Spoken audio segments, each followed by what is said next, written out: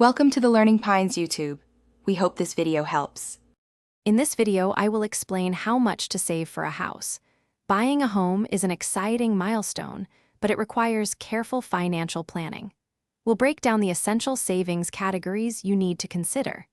This guide will help you understand the different costs involved, from your initial down payment to unexpected expenses.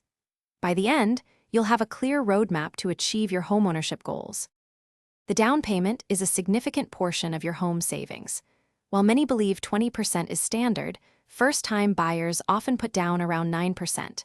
For all buyers, the median down payment is about 18%. Putting down 20% or more can help you avoid private mortgage insurance, saving you money monthly. However, some loan programs offer options with as little as 3 or 3.5% down, making homeownership more accessible.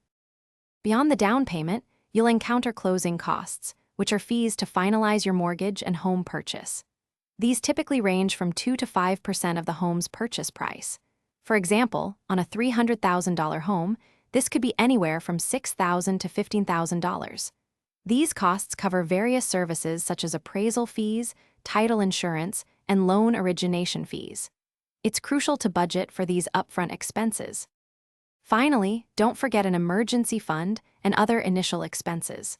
Financial experts recommend saving 3 to 6 months of living expenses as a safety net.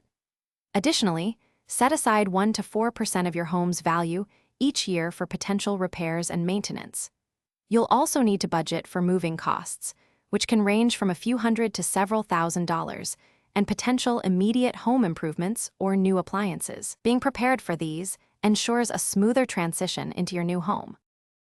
Thanks for watching. Consider subscribing if we helped you.